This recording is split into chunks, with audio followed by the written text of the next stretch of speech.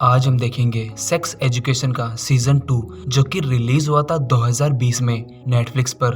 अगर आपने इसका सीजन 1 नहीं देखा है तो ऊपर आई बटन पर क्लिक करके या लिंक डिस्क्रिप्शन में है, वहां से देख सकते हैं। अब चलते हैं सीजन 2 की तरफ। जब से ओटिस ने ओला को किस किया था तब से वो भी एक आम टीनेजर की तरह मास्टरबेट करने लगा था, लेकिन वो अब कुछ ज्यादा ही मास्टरबेट करने लगा था। जैकोब जीन से बोलता है कि हमें हमारे बारे में हमारे बच्चों को बता देना चाहिए, लेकिन जीन बोलती है कि अभी नहीं, अभी तो उसके और ओटिस के रिश्ते सुधरने लगे हैं, कुछ वक्त बाद बता देंगे। ओटिस एरिक से बोलता है कि शायद मुझे मास्टरबेशन की एडिक्शन हो गई है। एरिक बोलता है कि जब अब तुम्हारे पास गर्लफ्रेंड है तो तुम मास्टरबेट क्यों करते हो? तो इस पर ओटिस कहता है कि मैं और ओला जल्दबाजी नहीं करना चाहते।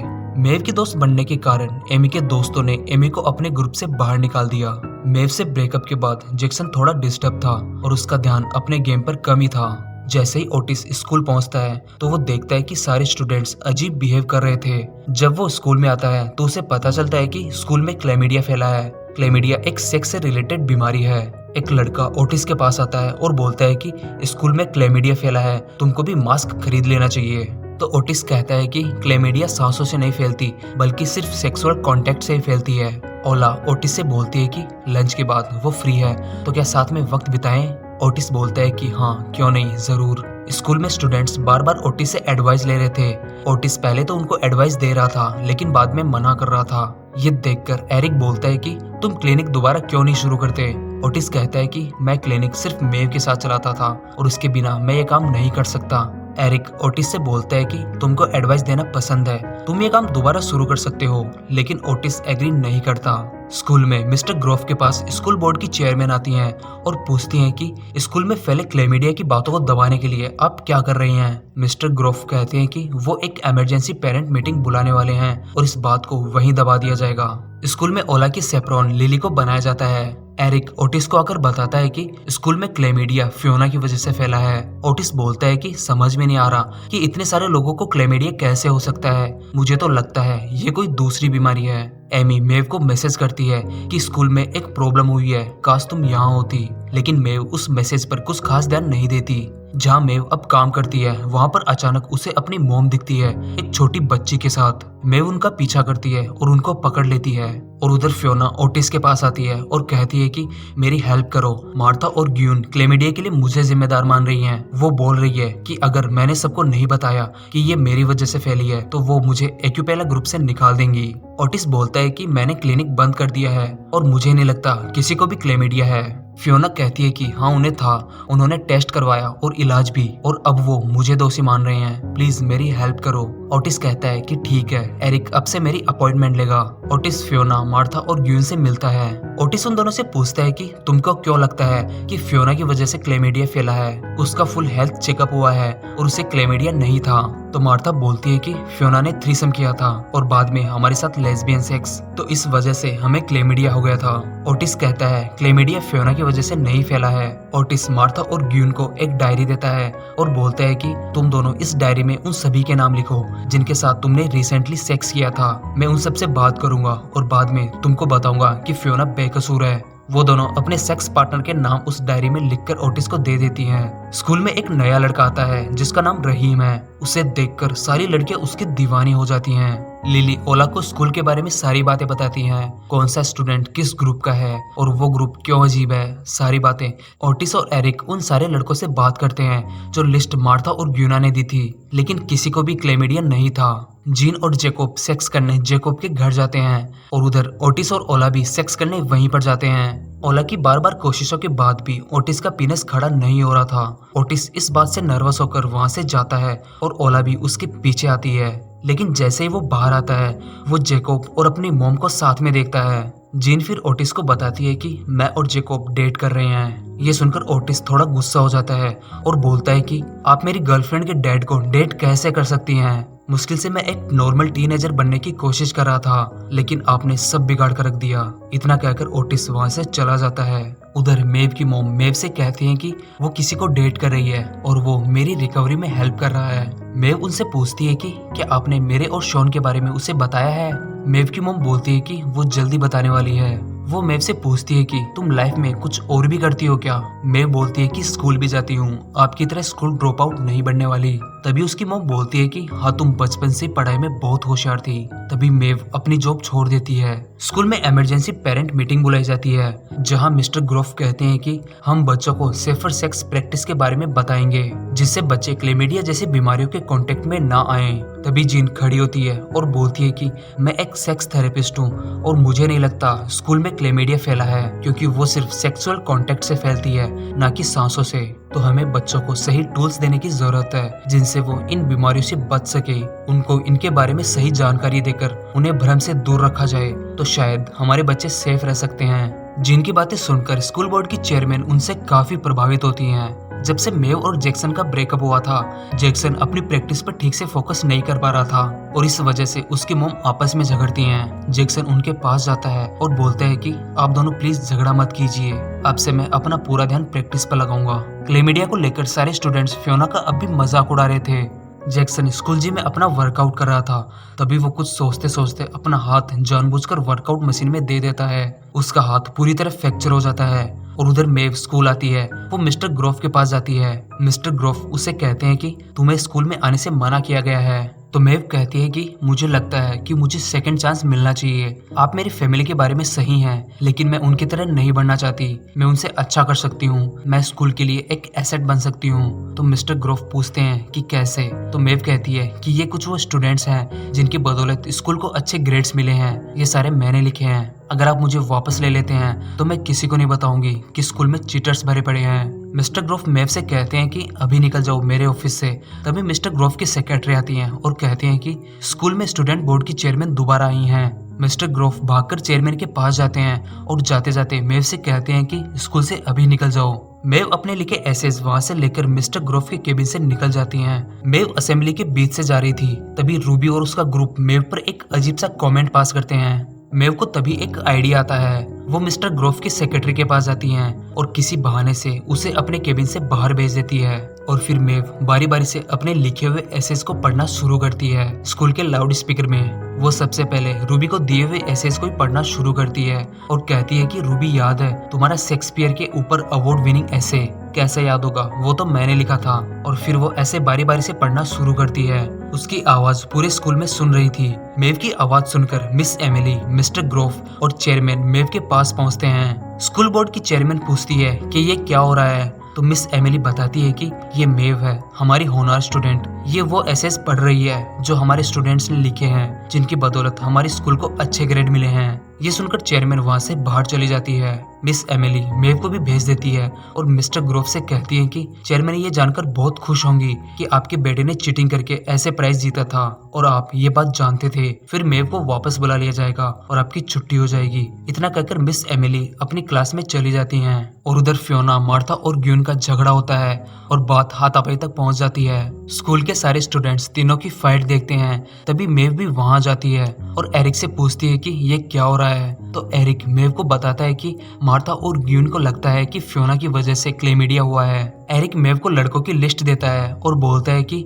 ये वो लड़के हैं जिन्होंने मार्था और ग्यून के साथ सेक्स किया था। हमने सबसे पूछा लेकिन सब अपने आप को क्लियर बता रहे हैं। तभी मेव बोलती है कि इस लिस्ट में ओएन का नाम क्यों नहीं है। ओएन, मार्था और ग्वीन सालों से सेक्स करते आ रहे हैं। ओएन टॉयलेट्स में रोता रहता है क्योंकि उसे इस बात को सीक्रेट रखना है। एरिक पूछता है कि तुम्हें कैसे पता। तो मेव कहती है कि मुझे सब पता है। तभी ओटिस फाइट के बीच में तीनों को शांत कराने जाता है। तभी एक पंच ओटिस को लग जाता है और वो बेहोश हो जाता है। एरिक ओएन को ओटिस के पास पकड़ कर लाता है। ओएन ओटिस को बताता है कि मार्था और ग्वीन को क्लेमिडिया उसकी वजह से हुआ था, लेकिन जब उसे पता चला तो उसने अपना इलाज करवा लिया। तो ओटिस उससे पूछता है कि उसने उनको क्यों नहीं बताया। तो ओएन कहता है कि मार्था और ग्वीन को पहले से उसके साथ सेक्स करने का अफसोस है, मैं बहुत बोरिंग और बेवकूफ हूँ। तो ओटिस कहता है कि उनका सीक्रेट सेक्स पार्टनर बने रहने से कुछ नहीं होगा। जो भी बात हो आगे से अपने पार्टनर को बताना ताकि वो भी किसी गलतफहमी का शिकार ना हो, और क्लेमिडिया होना कोई शर्म की बात नहीं है। स्कूल में इतना सब देखने के बाद चेयरमैन मिस्टर ग्रोफ से कहते हैं कि यह स्कूल एक बहुत ही खराब दौर से गुजर रहा है। मैं हर महीने यहाँ आकर चेक करूंगी। मुझे बदलाव दिखने चाहिए, नहीं तो अब भी शायद यहाँ के हेडमास्टर नहीं रहेंगे। इतना कहकर चेयरमैन चली जाती हैं। ओटिस अपने घर जाता है जहाँ ओला पहले से होती है। ओटिस ओला से सब कुछ साफ साफ कहता है। वो कहता है कि मैंने अभी अभी मास्टरबेट करना शुरू किया था और अब मेरा इस पर कंट्रोल नहीं है। शायद मेरे ज्यादा मास्टरबेट करने की वजह से मैं तुम्हारे साथ कुछ कर नहीं पा रहा था।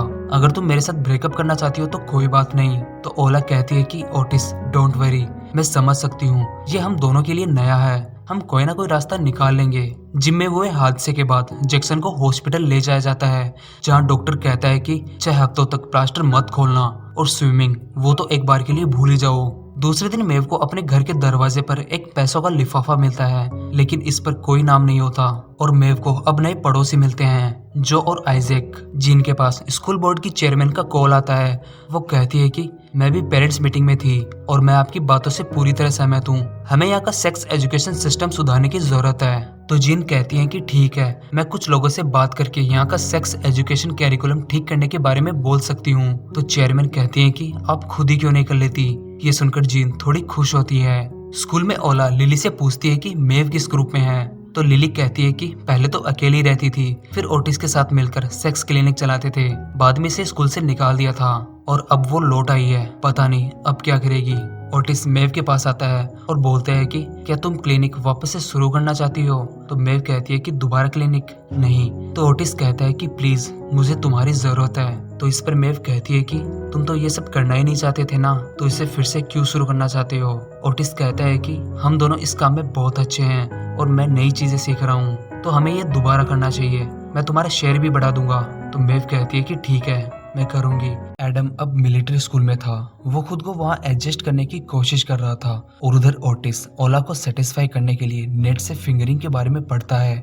जीन ओटिस से कहती है कि मैं सोच रही थी कि आज मैं तुम्हारी स्कूल असेंबली में फीमेल प्लेजर के बारे में बात करूं। ओटिस बोलता है मुझे नहीं पता। तो जीन कहती है कि क्या मतलब नहीं पता, इससे पहले मैंने टीनएजर्स के साथ काम नहीं किया है और तुम एक टीनेजर हो, मैं तुम्हारी राय मांग रही हूँ। तो इस पर ओटिस कहता है कि ये टीनेजर नहीं चाहता कि उसकी मॉम सेक्स के बारे में बात करे उसी की स्कूल में। जीन कहती है कि मुझे करनी होगी, ये एक सेक्स क्राइसिस है और मेरा फर्ज है कि मैं मदद करूं। स्कूल जाते जाते ओटिस कहता है कि आप वहां आराम से समझाइएगा वरना बच्चे डर जाएंगे। ओटिस और एरिक जब स्कूल पहुंचते हैं तो रहीम एरिक को एक अलग और थोड़ी अजीब तरह से घूर रहा था। ये बात एरिक को भी थोड़ी अजीब लगती है। स्कूल असेंबली में जीन अपना लेक्चर देने जाती है, लेकिन उल्टा स्टूडेंट्स उसका मजाक उड़ाने लग जाते हैं। जीन थोड़ी एम्बेरस होकर बोलती है कि बाहर मैं एक बॉक्स रखवा दूंगी, जिसका जो भी सवाल हो उसमें डाल दीजिएगा। ये बोलकर वो असेंबली खत्म कर देती हैं। असेंबली के बाद जीन मिस्टर ग्रोफ से कहते हैं कि मुझे आपकी एसआरई क्लासेस देखनी है, लेकिन मिस्टर ग्रोफ कहते हैं कि हमारी एसआरई क्लासेस बहुत अच्छे से चल रही हैं और स्टूडेंट्स के जितने भी सेक्स से रिलेटेड क्वेश्चन है उनका जवाब कॉलिन अच्छे से दे सकता है। थोड़ी देर बाद मिस्टर ग्रोफ जैक्सन से कहते हैं कि हम तुम्हारी स्पीडी रिकवरी के लिए जो बन पड़ेगा वो सब करेंगे और अब तुम्हें पढ़ाई के लिए एक साथी दिया जाएगा जिससे तुम्हारे ग्रेड सुधरें। जैक्सन बोलता है कि मेरे ग्रेड तो पहले से ही अच्छे हैं। मिस्टर ग्रोफ कहते हैं कि जब तक पूल में अच्छे हो ग्रेड्स कोई नहीं देखता, लेकिन अगर वहाँ कुछ नहीं करोगे तो बाकियों की तरह पढ़ाई करनी पड़ेगी। एक लड़की को जैक्सन का पढ़ाई के लिए साथी बनाया जाता है जिसका नाम विविन होता है। विविन एक ऐसी लड़की है जो अपना सारा काम टाइम पर करती है और पढ़ाई के लिए बहुत सीरियस है। वो जैक्सन को बोलती है कि शाम को वक्त पर अपनी बुक्स लेकर आ जाना, वो उसे जगह बताती है। ओला और मेव एक दूसरे को कुछ खास पसंद नहीं करते, कहीं ना कहीं इसका रीजन ओटिस है। मिलिट्री स्कूल में एडम भी नए दोस्त बनाने की कोशिश कर रहा था। उधर ओटिस ने इंटरनेट पर जो फिंगरिंग की टेक्निक पढ़ी थी वो उस टेक्निक को ओला को सेटिस्फाई करने के लिए यूज करता है। ओला ओटिस से बोलती है कि बहुत मजा आ रहा है, लेकिन वो लिली से कहती है कि बिल्कुल भी मजा नहीं आया, वो एक्सपीरियंस बहुत बुरा था। लिली ओला को बोलती है कि तुमको ये बात ओटिस को बता देनी चाहिए। ओला कहती है कि नहीं, उसे बुरा लगेगा, लेकिन फिर कहती है कि हाँ मुझे बता देना चाहिए। और उधर ओटिस एरिक को बताता है कि मैंने इस बार ओला को पूरी तरह सेटिस्फाई कर दिया एक फिंगरिंग टेक्निक से। शाम को विविन जैक्सन को मैथ्स पढ़ा रही थी और जैक्सन को उसका पढ़ाया समझ भी आ रहा था। जैक्सन को विविन के साथ बैठा देखकर स्कूल के लड़के उन दोनों पर कमेंट पास करते हैं। इस पर जैक्सन विविन को कहता है कि ये सब पागल हैं। तो विविन कहती है जाने दो। वो फिर कहती है कि तुम्हें पता है जो लोग स्कूल में स्पोर्ट्स एक्टिविटी ज्यादा करते हैं उन्हें आगे जाकर सिर्फ छोटी मोटी नौकरियां मिलती हैं। मान लो अगर कल को तुम्हारा हाथ पूरी तरह ठीक नहीं हुआ तो मेरी मानो तो तुम्हें अपने लिए एक दूसरा ऑप्शन ढूंढ लेना चाहिए। उधर लिली ओला को फोर्स करती है ओटिस को बताने के लिए कि उसको फिंगरिंग नहीं आती। ओला कोशिश करती है कि वो इस बारे में ओटिस से बात करे, लेकिन घबराहट के मारे कुछ बोल ही नहीं पाती। ओटिस फिर उससे पूछता है कि क्या वो आज रात उसके घर आ सकती है, लेकिन ओला ओटिस को मना कर देती है और होमवर्क का बहाना निकाल लेती है। फिर ओला अपने घर के लिए निकल जाती है। पीछे से लिली ओटिस के पास आती है और बोलती है कि मेरे दोस्त के बॉयफ्रेंड को फिंगरिंग नहीं आती, वो उससे परेशान है। तो ओटिस कहता है कि उसे बोलो कि क्लॉक टेक्निक यूज करे, ये बहुत काम की टेक्निक है। तो लिली बोलती है मैं तुम्हारी बात कर रही हूँ, तुम्हें फिंगरिंग नहीं आती। एडम के मिलिट्री स्कूल में 2 नए दोस्त बनते हैं। ओटिस अपनी सिचुएशन एरिक के साथ डिस्कस करता है। एरिक बोलता है इस मामले में मेरा नॉलेज 0 है, तुमको किसी ऐसे इंसान से बात करनी होगी जो वजाइना के बारे में अच्छे से जानता हो।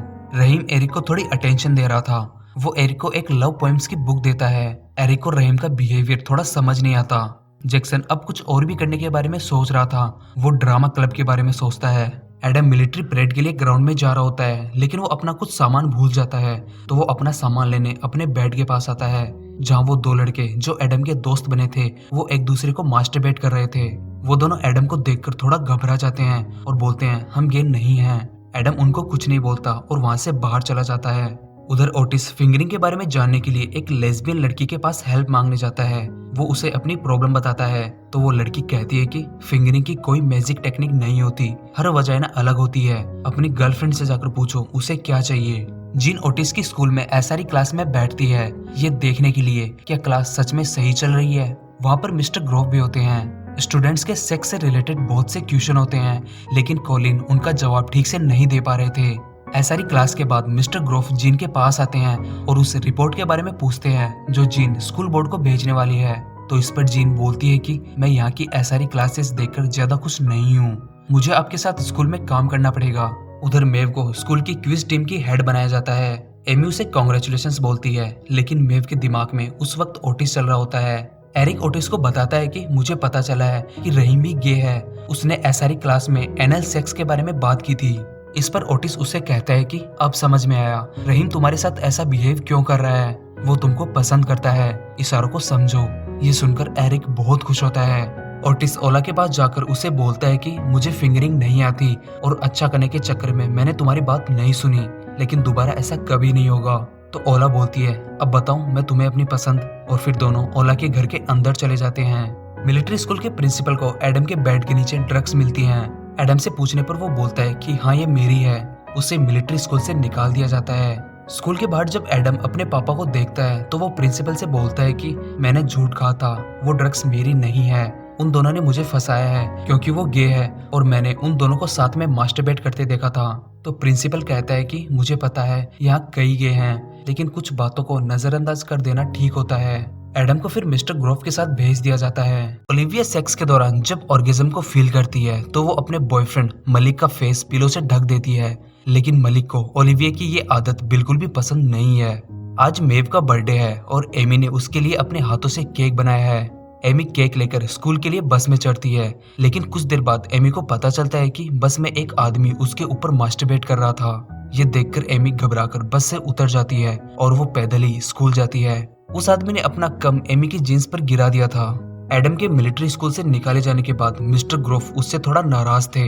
उन्होंने एडम की एक लोकल जनरल स्टोर में जॉब के लिए बात की थी, उसे वहां जाना होगा। जीन अब से रोज ओटिस की स्कूल जाने वाली थी, जहां वो स्कूल के स्टूडेंट्स की सेक्स से रिलेटेड प्रॉब्लम्स को सुनेंगी और उनका सॉल्यूशन देगी, और स्कूल में एसआरई करिकुलम पर अपनी रिपोर्ट बनाएंगी। लेकिन ओटिस को इस बात की भी थोड़ी टेंशन थी कि कोई जीन को उनकी क्लिनिक के बारे में ना बता दे। स्कूल में आते ही रहीम एरिक से शाम को डेट पर चलने के लिए पूछता है। एरिक डेट के लिए सुनकर बहुत खुश होता है और रहीम को चलने के लिए हाँ बोल देता है। मलिक मेव के पास आता है ओटिस से अपॉइंटमेंट बुक करने के लिए, लेकिन उसके पास पैसे पूरे नहीं थे। तो मेव उसे बोलती है कि पहले पूरे पैसे लेकर आओ, अपॉइंटमेंट बाद में मिलेगी। मेव मलिक को भेज देती है। थोड़ी देर बाद ओटिस मेव के पास आता है और उसे बोलता है कि मेरी मॉम स्कूल में है तो अब हमें क्लिनिक संभल के चलाना होगा, उन्हें पता नहीं चलना चाहिए। एमी स्कूल पहुंचती है और सीधे मेव के पास जाती है और उसे बर्थडे विश करती है। एमी के पास जो केक था उसका हुलिया देखकर मेव उससे पूछती है कि केक को क्या हुआ।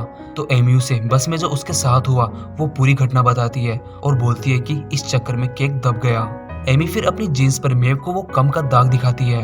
एमी की बात सुनकर मेव उसे पुलिस स्टेशन चलने के लिए कहती है, उस आदमी की कंप्लेंट करने के लिए। लेकिन एमी उसे मना करती है कि कोई बात नहीं, जो हुआ उसे भूल जाती हूँ। मेव एमी की बात नहीं मानती और उसे पुलिस स्टेशन चलने के लिए फोर्स करती है। उधर मलिक अपनी प्रॉब्लम लेकर जीन के पास आता है और अपनी सारी प्रॉब्लम उन्हें बताता है। मलिक की प्रॉब्लम सुनकर जीन बोलती है कि सेक्स के वक्त अपने पार्टनर का चेहरा ढकने की कई वजह हो सकती है। हो सकता है कि उसकी कोई फैंटेसी हो या घोस्ट फेटिस, जिसमें वो सोच रही हो कि वो किसी भूत के साथ सेक्स कर रही है।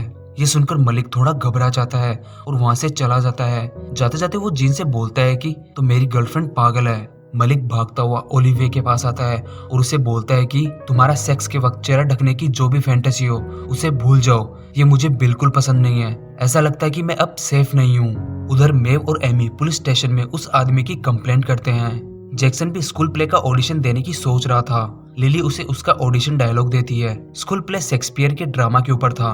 स्कूल में गलती से मिस्टर ग्रोफ की वाइफ मोरिन और जीन आपस में मिल जाती हैं। दोनों इधर उधर की बातें करती हैं और फिर मोरिन चली जाती है। लेकिन जब मोरिन जीन के केबिन से निकल रही थी तो गलती से मिस्टर ग्रोफ उन्हें देख लेते हैं। स्कूल की छुट्टी के वक्त ओलिविया थोड़ी गुस्से में ओटिस के पास आती है और उसे बोलती है कि अपनी मॉम को थैंक यू बोलना, उनकी वजह से मलिक मुझे पागल समझता है। ओलिविया फिर सारी बात ओटिस को बताती है और साथ ही बताती है कि मैं ऑर्गेज्म के वक्त मलिक का चेहरा इसलिए ढक देती हूँ कि उस वक्त मैं बिल्कुल भी अच्छी नहीं दिखती, जबकि मलिक परफेक्ट दिखता है। इस पर ओटिस ओलिविया को समझाता है कि सेक्स हमेशा परफेक्ट नहीं होता और सेक्स का मतलब एंजॉय करना होता है, ना कि सुंदर दिखना। तुम्हें और तुम्हारे पार्टनर को एक दूसरे के ऊपर ट्रस्ट करना सीखना होगा और सब कुछ अपने आप ठीक हो जाएगा। जैक्सन अपने ड्रामा के डायलॉग्स लेकर विविन के पास आता है और विविन जैक्सन को डायलॉग समझने में उसकी हेल्प करती है। उधर पुलिस एमी से थोड़े सवाल जवाब करती है और उनकी कंप्लेंट लिखकर उन्हें घर भेज देती है। शाम को ओटिस के घर पर ओटिस, जीन, ओला और जेकोब फैमिली टाइम स्पेंड कर रहे थे। लेकिन ओटिस के दिमाग में बहुत गुस्सा था इस बात के लिए कि जीन उसकी गर्लफ्रेंड के पापा को डेट कर रही है। ओटिस जेकोब से बदतमीजी से बात करता है और इस वजह से ओला और जीन ओटिस से नाराज हो जाती हैं। एरिक और रहीम डेट के लिए एक रेस्टोरेंट में जाते हैं। रेस्टोरेंट के बाद दोनों घूमने निकल जाते हैं, जहां रहीम अचानक एरिक को किस करता है। एरिक और रहीम घूमने के बाद रहीम एरिक को अपने घर ले जाता है। जहां रहीम का घर था उसके नीचे एक लोकल जनरल स्टोर था, जहां अब एडम काम करता है। एडम को वहां दोबारा देखकर एरिक थोड़ा परेशान हो जाता है और वहीं से अपने घर आ जाता है। एमी भी अपने घर आ जाती है, लेकिन आने के बाद वो अपने साथ हुए हादसे से और ज्यादा दुखी हो जाती है। मेव की मोम अपना सामान और मेव की छोटी बहन एल्सी को लेकर उसके साथ रहने आ जाती है।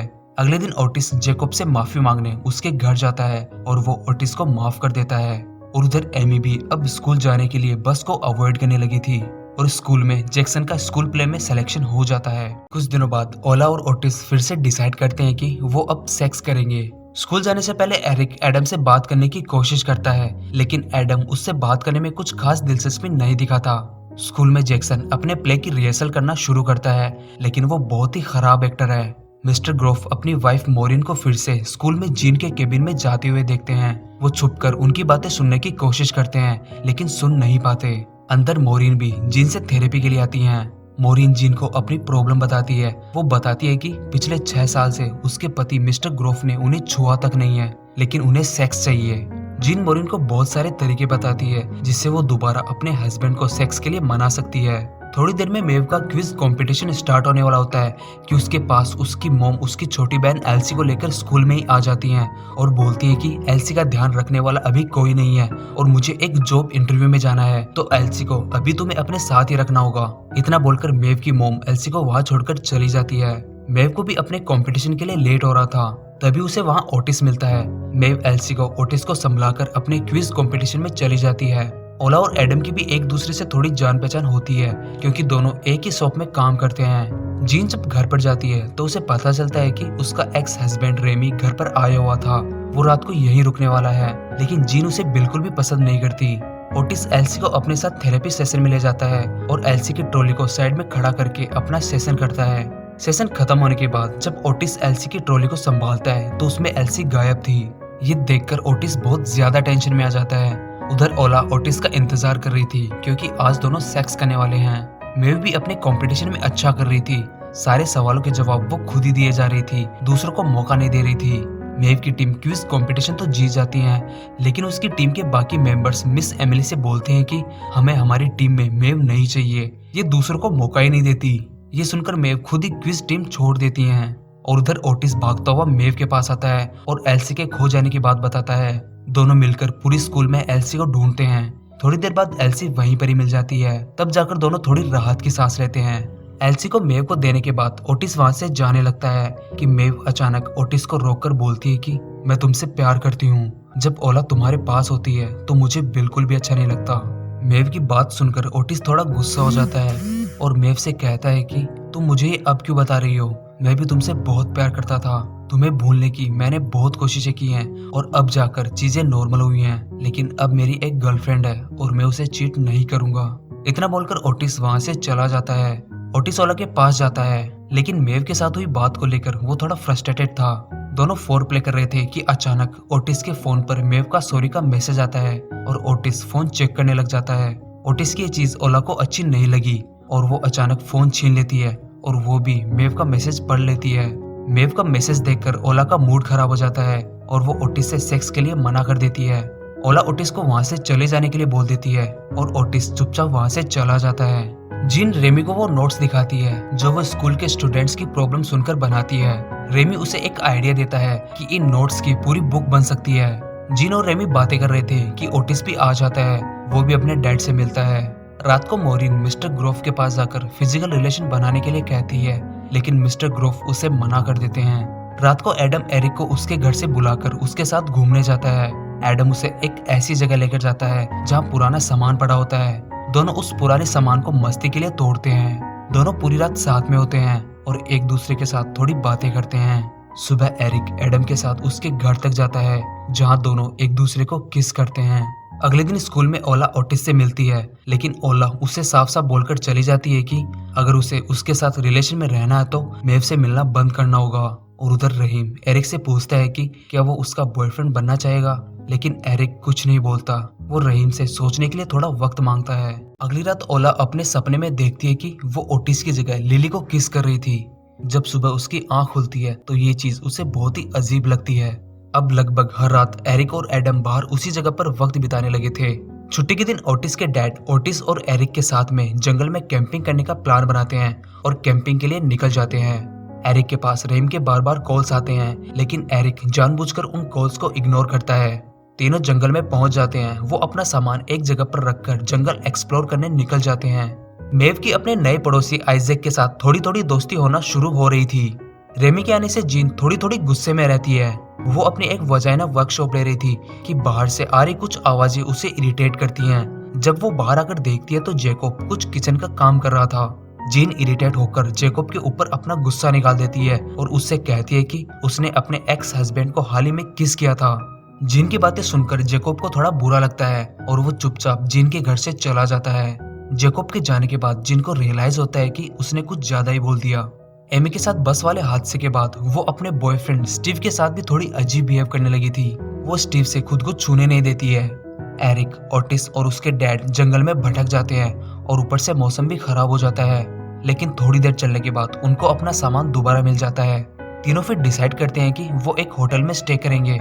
उधर मोरिन मिस्टर ग्रोव से डिवोर्स मांगती है और उन्हें घर से जाने के लिए बोलती है।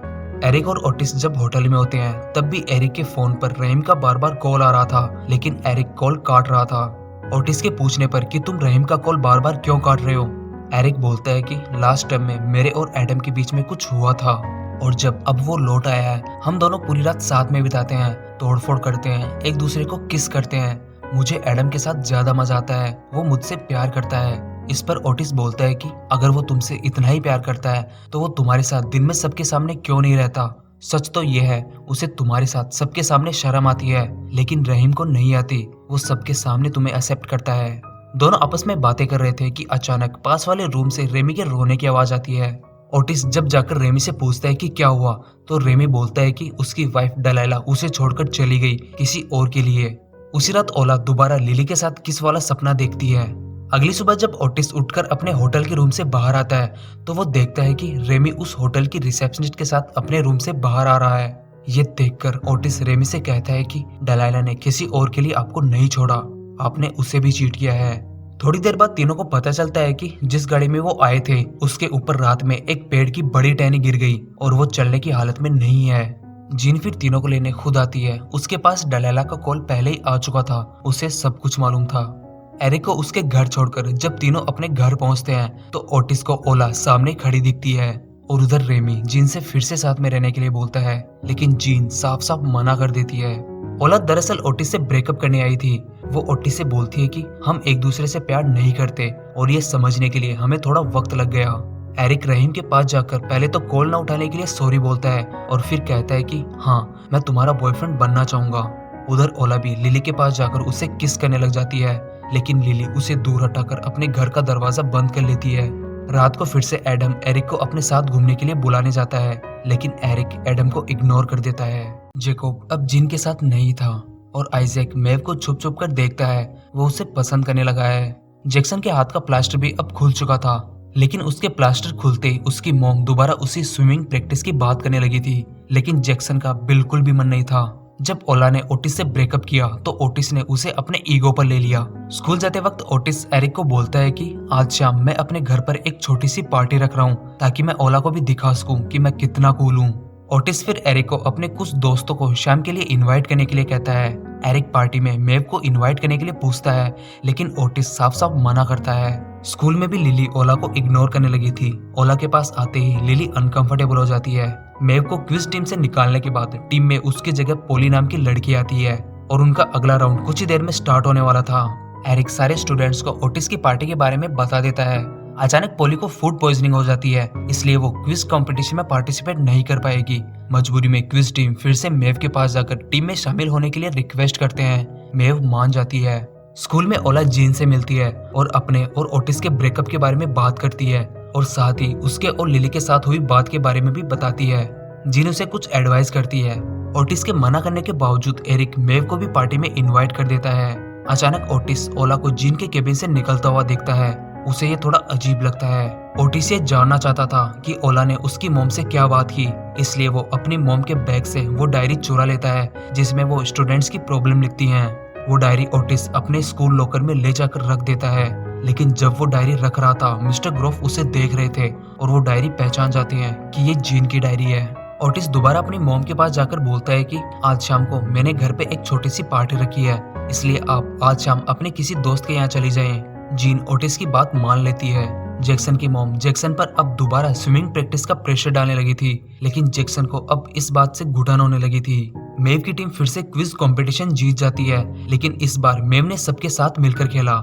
शाम को ओटिस के घर पार्टी शुरू होती है। जितना ओटिस ने सोचा था उससे कहीं ज्यादा लोग आते हैं। एडम को भी कहीं से पता चलता है कि शाम को ओटिस के घर पार्टी है।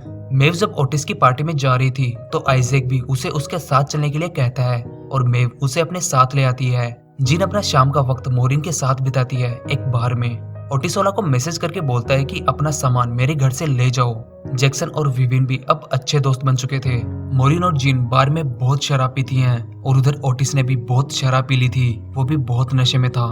तभी वहाँ ओला आती है। ओला को नहीं पता था कि ओटिस के घर पार्टी है। वो अपना सामान इकट्ठा करने लग जाती है। जैक्सन के दिमाग पर अपनी मॉम की बातों का इतना प्रेशर था कि वो पार्टी भी एंजॉय नहीं कर पा रहा था। वो घर के एक कमरे में आकर फिर से अपने हाथ को चोट पहुंचाने वाला होता है कि वहाँ पर विविन आ जाती है।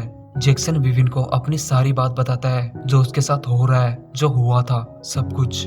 ओटिस शराब पर शराब पिए जा रहा था। वो पूरी तरह नशे में आ चुका था। एमी के लिए सब कुछ नॉर्मल चल रहा था कि अचानक फिर से उसे पार्टी में वो बस वाला आदमी दिखता है। एमी घबराकर उस पार्टी से भाग जाती है।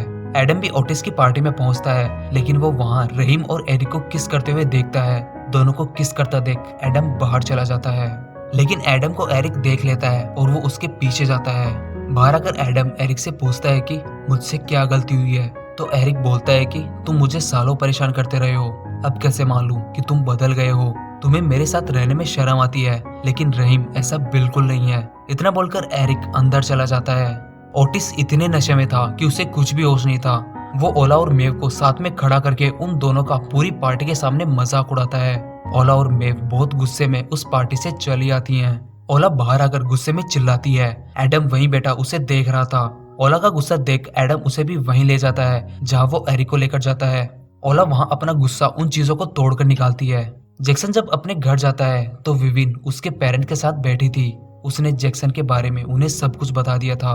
मोरिन जब घर जाती है तो मिस्टर ग्रोफ उसे सामने मिलते हैं। वो उससे दूसरा मौका मांगते हैं, लेकिन मोरिन साफ साफ मना कर देती है। पार्टी के बाद जब जीन घर पर आती है तो घर का हाल देखकर वो शॉक रह जाती है। जब वो ओटिस को देखने उसके रूम में जाती है तो वो देखती है कि ओटिस रूबी के साथ सो रहा था। उसने अपनी वर्जिनिटी खो दी। मिस्टर ग्रोफ रात को स्कूल में जाकर ओटिस के लॉकर से वो डायरी निकालकर उसमें मोरिन का पेज फाड़ देते हैं और उस डायरी की पूरी फोटोकॉपी निकाल लेते हैं। विविन की हरकत से जैक्सन उससे बहुत गुस्सा था, उससे बात भी नहीं कर रहा था। अगली सुबह जब ओटिस को होश आता है तो रूबी को अपने पास बैठा देखकर वो शौक रह जाता है। उसको खुद पर शर्म आ रही थी कि उसने नशे में रूबी के साथ सेक्स किया था, लेकिन ये दोनों की मर्जी से हुआ था। घर की हुई हालत के लिए जीन ओटिस से थोड़ा नाराज थी, लेकिन वो स्कूल से आकर सफाई करने के लिए बोलता है। मेव भी स्कूल के लिए चली जाती है और उसकी मोम भी जॉब के लिए निकल जाती है। लेकिन थोड़ी देर बाद आइजैक देखता है कि मेव की मोम फिर से घर में आ जाती हैं और आराम से टीवी देखने लग जाती हैं। स्कूल में भी ये बात फैल जाती है कि ओटिस ने कल रात रूबी के साथ सेक्स किया था और ये बात मेव को भी पता चलती है। स्कूल में ओटिस मेव से कल रात हुई बात के लिए सॉरी बोलता है, लेकिन मेव का उस पर कोई रिएक्शन नहीं था। ओटिस जब स्कूल के कॉरिडोर में जाता है तो वो वहाँ देखता है कि उसकी मोम के बनाए नोट्स की कॉपीज वहाँ चिपकाए हुए थे और जिसने जीन से एडवाइस ली थी वो इधर उधर अपना चेहरा छिपाते हुए भाग रहे थे। ओटिस अपने लॉकर में जाकर अपनी मोम की डायरी चेक करता है, लेकिन वो वहाँ पर नहीं थी। स्कूल में विविन जैक्सन से सॉरी बोलने की कोशिश करती है, लेकिन वो उससे इग्नोर कर रहा था। गर्ल्स चेंजिंग रूम के मिरर पर किसी ने मिस एमिली के बारे में उल्टा सीधा लिख दिया था। जब स्कूल की स्पोर्ट्स इंस्ट्रक्टर वहां आती है तो वहां पर गलती से मेव, विविन, ओला, लिली, एमी और ओलिविया मौजूद होती हैं। स्कूल में अचानक रूबी ओटिस को अपने पास बुलाती है और बोलती है कि मैं भूल गई हूँ कि कल रात को तुमने कॉन्डोम यूज लिया था या नहीं, और ओटिस को तो बिल्कुल भी याद नहीं था। स्कूल की छुट्टी होने के बाद उन 6 लड़कियों को स्कूल में रोका जाता है जो गर्ल्स चेंजिंग रूम के मिरर के पास थी, और मिस एमिली उनसे अपनी गलती मानने को कहती हैं, लेकिन उनमें से कोई भी अपनी गलती नहीं मान रही थी। तो मिस एमिली उनसे कहती हैं कि तुम में से जब तक कोई भी घर नहीं जाएगा तब तक तुम अपनी गलती नहीं मान लेते। और उधर स्कूल की छुट्टी होने के बाद जैक्सन की मॉम उसे स्कूल से सीधा काउंसलर के पास ले जाने के लिए आती है। जैक्सन बिना मन के उनके साथ चला जाता है। रूबी और ओटिस को कंफर्म नहीं था कि उन्होंने कॉन्डोम यूज लिया था या नहीं, तो उन्होंने मॉर्निंग आफ्टर पिल लेना ठीक समझा। स्कूल में जिन के नोट्स लीक हो जाने की वजह से उनको स्कूल बुलाया जाता है।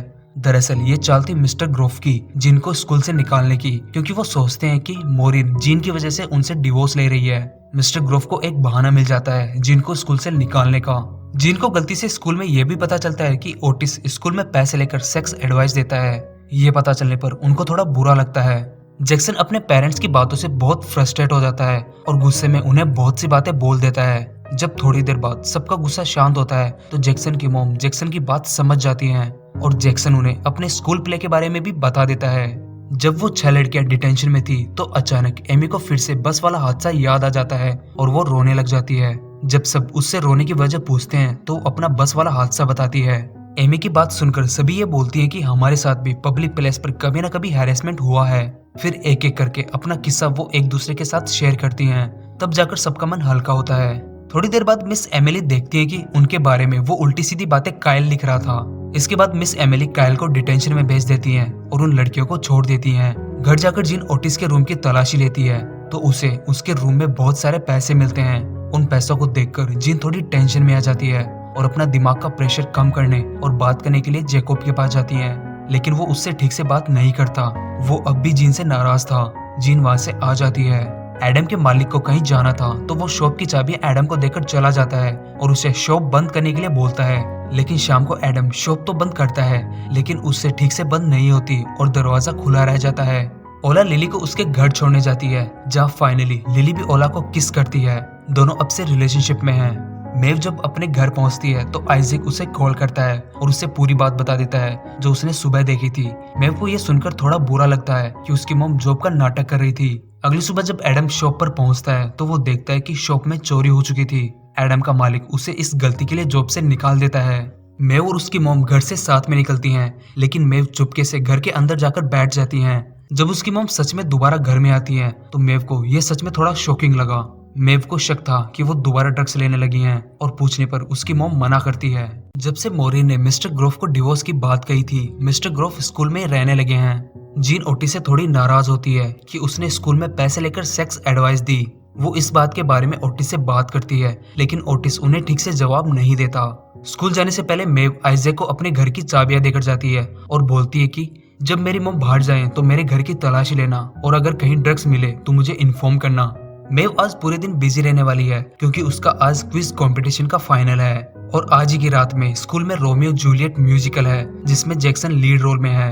एडम जब अपने डैड को स्कूल में खाना और कपड़े देने जाता है तो आते वक्त उसे एरिक मिलता है और वो उसे रात के म्यूजिकल के लिए इनवाइट करता है और उधर उन दोनों को बातें करता देख रहीम थोड़ा इनसिक्योर फील करता है। मेव की मॉम जब घर से बाहर जाती है तो मौका पाकर आइजैक और उसका भाई मेव के घर की तलाशी लेते हैं जहां उन्हें ड्रग्स मिल जाती है। आइजैक ड्रग्स की फोटोज खींचकर मेव को भेज देता है। मेव अपने कंपटीशन के लिए जा रही होती है लेकिन उससे आइजैक का मैसेज मिलता है। ड्रग्स की फोटोज देख मेव बहुत ज्यादा दुखी हो जाती है और सोशल वर्कर्स को कॉल करके अपने घर का एड्रेस बताकर कहती है कि वहाँ एक औरत रहती है जो ड्रग्स लेती है और उसकी एक छोटी बच्ची है, बच्ची की जिंदगी बचा लो। इतना कहकर मेव दुखी मन से अपने कंपटीशन के लिए चली जाती है। मेव का क्विज कंपटीशन टीवी पर लाइव टेलीकास्ट हो रहा था। उस टेलीकास्ट को ओटिस भी देख रहा था। मेव को टीवी पर देख अचानक ओटिस अपना फोन निकालकर मेव को कॉल करता है। कॉल उसके वॉइस मेल में जाता है जहां ओटिस अपना वॉइस मैसेज छोड़ता है जिसमें वो मेव से अपने दिल की बात कहता है और मेव को प्रपोज करता है। मेव की टीम क्विज कंपटीशन का फाइनल भी जीत जाती है। पिछले कुछ दिनों से जीन की तबीयत थोड़ी खराब थी तो वो खुद को डॉक्टर के पास लेकर जाती है जहां उन्हें पता चलता है कि वो प्रेग्नेंट है। ये पता चलते ही जीन थोड़ी टूट सी जाती है। कंपटीशन जीतने के बाद मेव और उसकी मॉम साथ में घर जाते हैं लेकिन जैसे ही वो अपने घर पहुंचती हैं तो उन्हें सामने एल्सी को ले जाने के लिए पुलिस और सोशल वर्कर्स मिलते हैं। उन्हें देखकर मेव की मॉम बहुत ज्यादा गुस्सा हो जाती है। मेव अपनी मॉम को बताती है कि उसी ने पुलिस और सोशल वर्कर्स को कॉल किया था। मुझे पता है आप ड्रग्स ले रही हैं, एल्सी की जिंदगी खराब ना हो इसलिए मुझे ये मजबूरी में करना पड़ा। मेव की मॉम मेव से बहुत ज्यादा गुस्सा हो जाती है। सोशल वर्कर्स एल्सी के साथ उसकी मॉम को भी अपने साथ ले जाते हैं। स्कूल में म्यूजिकल शुरू होता है जहाँ पर स्टूडेंट्स के साथ साथ और भी बहुत सारे लोग थे जिनमें जीन और स्कूल बोर्ड की चेयरमैन भी थी। जब स्टेज पर जैक्सन की जाने की बारी आई तो पहले तो वो बहुत ज्यादा नर्वस होता है लेकिन बाद में वो अपना प्ले अच्छे से करता है। अचानक एडम भागता हुआ उस प्ले के स्टेज पर आ जाता है और एरिक को भी स्टेज पर बुला लेता है और सबके सामने एरिक को प्रपोज करता है और एरिक भी हाँ बोल देता है। रहीम वहाँ बैठा ये सब देख रहा था। एरिक के हाँ बोलते रहीम रोते हुए स्कूल से बाहर चला जाता है लेकिन एरिक बहुत खुश था। मिस्टर ग्रोव को वो स्कूल का प्ले बहुत ही अश्लील लगा और वो स्टेज पर चढ़कर प्ले रुकवा देते हैं और गुस्से में सबके सामने वहाँ बैठी जीन के ऊपर स्टूडेंट्स के दिमाग में सेक्स से रिलेटेड गलत एडवाइस देने का आरोप लगा देते हैं। लेकिन तभी ओटिस मिस्टर ग्रोव की बातों का जवाब देता है और कहता है कि मेरी मॉम बहुत ही अच्छी थेरेपिस्ट है, वो सिर्फ स्टूडेंट्स की प्रॉब्लम सुन रही थी और उन्हें सही एडवाइस दे रही थी, लेकिन जबकि ये काम स्कूल का था। ओटिस की बातों का स्कूल के स्टूडेंट्स भी सपोर्ट कर रहे थे। मिस्टर ग्रोव की ये हरकत देखकर स्कूल बोर्ड की चेयरमैन उन्हें स्कूल हेडमास्टर की पोस्ट से निकाल देती है। प्ले खत्म होने के बाद एरिक रहीम के पास सॉरी बोलने के लिए जाता है लेकिन रहीम उससे बात नहीं करना चाहता। शाम को मेव बहुत ज्यादा अपसेट होती है तो वो अपना मूड ठीक करने के लिए आइजैक के पास जाती है। दोनों को थोड़ी भूख भी लगी हुई थी लेकिन उनके पास खाने का सामान नहीं था तो मेव कुछ खाने का सामान लेने बाहर चली जाती है लेकिन उसके जाते ही वहाँ ओटिस आता है। वो मेव के घर को नॉक करता है लेकिन अंदर से कोई रिस्पॉन्स नहीं आता। तभी वहाँ आइजैक आकर उसे बोलता है कि मेव घर पर नहीं है। ओटिस के पूछने पर कि वो कहाँ गई है तो आइजैक बोलता है कि पता नहीं कहाँ गई है, बताकर नहीं गई। तो ओटिस आइजैक को बोलता है कि जब वो आए तो उसे कहना कि मैं आया था और अपने मैसेज चेक करना। इतना बोलकर ओटिस इस उम्मीद में चला जाता है कि मेव उसके मैसेज देखेगी लेकिन मेव गलती से अपना फोन आइजैक के घर पर भूल गई थी। आइजैक मेव के फोन में वॉइस मेल में ओटिस का मैसेज सुन लेता है और सुनते ही जानबूझकर उस मैसेज को डिलीट कर देता है और इसी के साथ सेक्स एजुकेशन का सीजन 2 खत्म हो जाता है। तो आई होप ये सीरीज और वीडियो आपको पसंद आया होगा और अगर पसंद आया है तो वीडियो को लाइक करें, चैनल पर पहली बार आए हैं तो चैनल को सब्सक्राइब करें और बेल आइकन को भी जरूर प्रेस करें। तो मिलते हैं अगले वीडियो में सेक्स एजुकेशन सीजन 3 के साथ। तब तक के लिए गुड बाय।